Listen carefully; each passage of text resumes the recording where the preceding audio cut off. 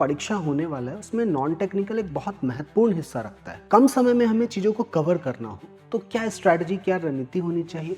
अपनी तैयारी को बरकरार कीजिए, अच्छा कीजिए, कहीं ना कहीं सिलेक्शन हो जाएगा। एग्जामिनेशन का rule says a candidate should read each and every question. Attempt करे ना करे वो दूसरी बात है कि आप में से वो बच्चे हैं जो एसएससी जेई भी देना चाह रहे हैं, दे रहे हैं, आरआरबी दे रहे हैं, एटीसी दे रहे हैं। नमस्कार, आप सभी का स्वागत है। मैं उम्मीद करता हूं आप लोग ठीक होंगे। आज हम लोग कोल इंडिया पे बात करने वाले हैं। जो परीक्षा होने वाला है उसमें नॉन टेक्निकल एक बहुत महत्वपूर्ण हिस्सा रखता है। So when we go by syllabus, so we have entire thing printed there. हर वो चीजें लिखी गई हैं जो सारी परीक्षाओं में आपको देखने को मिलती हैं। बट यदि कम समय में हमें चीजों को कवर करना हो तो क्या स्ट्रैटेजी, क्या रणनीति होनी चाहिए? क्या वैकेंसीज हैं? क्या एग्जामिनेशन पैटर्न है? इन सारी चर्चा पे आज इस वीडियो में हम लोग बात चर्चा करने वाले हैं। तो आइए शुरुआत करते हैं। Coal India MT most important topic which you should do it first. Examination के लिए पहले क्या करें इस बात को समझिए, और हम लोग मूल रूप से आज नॉन टेक्निकल पे ही बात करेंगे। सबसे पहले अगर हम 2026 के जो डिसिप्लिन्स थे उसके वैकेंसीज पे बात करें, so total we have 660 seats और इलेक्ट्रिकल, सिविल और इन सारे सीट्स हैं। तो इनको लेकर के अगेन आउट से बहुत परेशान मत होइए।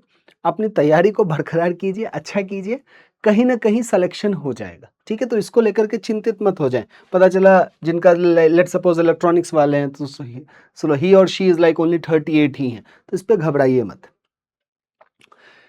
जो सैलरी एंड पे स्ट्रक्चर की मैं क्यों बात कर रहा हूं, क्योंकि सही में भाई पैसा ही पैसा होगा। मतलब वो अक्षय कुमार का है ना डायलॉग, पैसा ही पैसा होगा, वही वाली बात है। आप जरा सुनिए। मैनेजमेंट ट्रेनी E1 ग्रेड कोल इंडिया एमटी, महारत्न कंपनी है तो आप जान रहे हैं।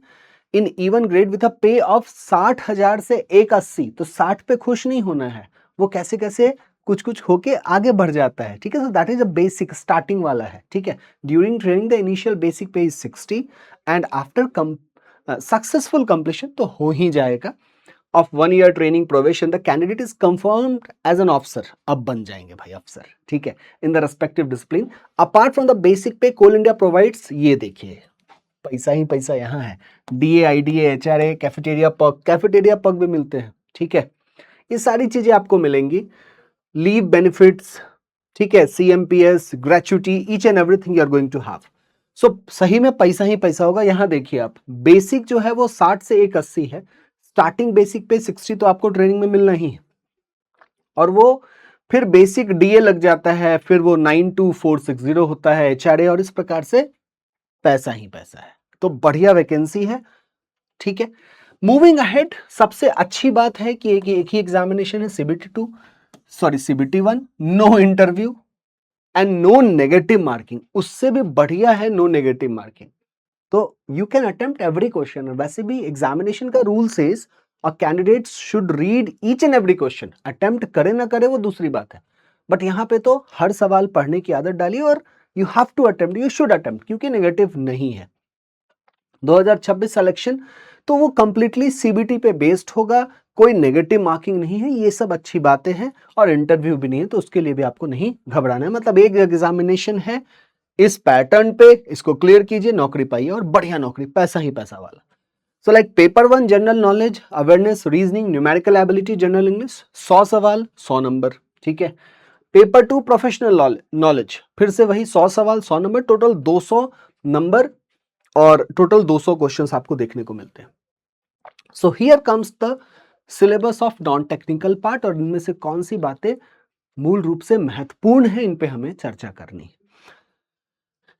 देखिए, ओवरऑल अगर आप बात करें और थोड़ा सा इस सिलेबस को समझने की कोशिश करें, तो दिस इज बहुत हद तक हूबहू है जो डिफरेंट एग्जामिनेशंस में है। क्योंकि आप में से वो बच्चे हैं जो एसएससी जेई भी देना चाह रहे हैं, दे रहे हैं, आरआरबी दे रहे हैं, एटीसी दे रहे हैं, DDA JE, IBJIO, NHPC, HPCL, बहुत सारी परीक्षाएं हो रही हैं। तो कुछ वैसा ही सिलेबस आपको देखने को मिलता है। जनरल अवेयरनेस का वही पूरा पार्ट, हर जगह यही आपको प्रिंटेड मिलेगा। Logical reasoning again the same things. Quantitative aptitude यानी mathematics again the same part, पूरा मैथ्स है। एलिमेंट्री स्टैट्स भी है, परमुटेशन, कॉम्बिनेशंस, प्रोबेबिलिटी, ये सब इंपॉर्टेंट पार्ट्स हैं। यहाँ से क्वेश्चंस आते हैं, जैसे इंपॉर्टेंट पे बात कर रहे हैं ना, so it stats is important, probability हो गया, PNC हो गया, permutation, combination, percentage, ratio again very important, profit and loss is very important, मैं लिख दूंगा, चिंता मत कीजिए। सो लगिंग इंग्लिश, ये कुछ लोगों के लिए थोड़ा सा दुखदाई हो सकता है। रीजन बीइंग कि जैसे रेलवे वाला बच्चा क्या है, वो यहां तक तो सब कुछ कवर कर रहा है, जनरल अवेयरनेस भी कर रहा है, रीजनिंग भी कर रहा है, मैथ्स भी कर रहा है, बट इंग्लिश नहीं कर रहा है। एसएससी वाला बच्चा ये दो कर रहा है, ये नहीं कर रहा है। तो आप अलग अलग बिरादरी के हैं। सो लाइक अपनी आवश्यकता के अनुसार आपको पढ़ाई करनी है। सो लाइक फिर प्रो, अगर आपका लेट सपोज रीजनिंग ठीक हो चुका है, मैथ्स भी ठीक हो चुका है, और जीके तो सही वाली बात यह है, ऐसी है कि किसी को बताइएगा नहीं, बहुत अच्छा हो ही नहीं पाता है। यदि आपका जीके बहुत अच्छा हो जाए तो फिर आप यूपीएससी की तैयारी करें। बात समझ रहे हैं? वैसे आप में से बहुतों का ये उद्देश्य होगा भी कि भविष्य में पहले ये नौकरी निकालनी है, फिर दूसरी नौकरी निकालनी है। तो ये अच्छी बात है, being ambitious is nice. So English में सिलोजिज्म, सॉरी सिलोजिज्म कह रहा हूँ, रीजनिंग वाला हूं ना, SY देख के सिलोजिज्म ही याद आता है। So synonyms, antonyms, reading comprehension, RC is very important. जो किनको कवर किया जा सकता है, इसके लिए अनंत बातें हैं। फिर से मैं सिलोजिज्म बोल रहा था, सिनोनिम्स एंड एंटोनिम्स को लेकर के अनंत बातें हैं। रीजन बीइंग कुछ भी पूछा जा सकता है जीके की तरह। बट रीडिंग कॉम्प्रिहेंशन में अगर आप भाषा को बेहतर से समझते हैं तो उम्मीद है कि इसको आप सही करेंगे, और नेगेटिव नहीं है तो ये चिंता नहीं है। Again para jumbles are important. Error spotting में यूजुअली गलतियां हो जाती हैं, आप ठीक ठाक भी पढ़ लेते हैं, बढ़िया भी पढ़ लेते हैं, तब भी आपसे गलतियां होती हैं, तो इसको भी कवर करना इज इंपॉर्टेंट। जंबल्ड सेंटेंसेस, अब इनको अरेंज करना आसान है, आप अपने कॉमन सेंस से अरेंज कर पाते हैं। मैं उन चीजों को टिक कर रहा हूं जो आप अपने कॉमन सेंस से कर पाते हैं।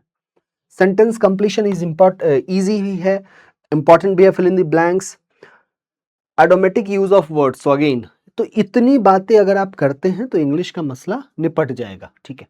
मैथ्स की अगर हम बात करें तो दो चैप्टर में अगर बोलूं कि एक तो परसेंटेज और रेशियो, इस दोनों को तो मत ही छोड़िए, क्योंकि ये क्वांटिटेटिव एप्टीट्यूड जो अपना हिस्सा है अरिथमेटिक मैथ, उसका बेस माना जाता है, इसके आधार पे ही आप क्वेश्चंस करते हैं। साथ में स्टैट्स, प्रोबेबिलिटी, पीएनसी।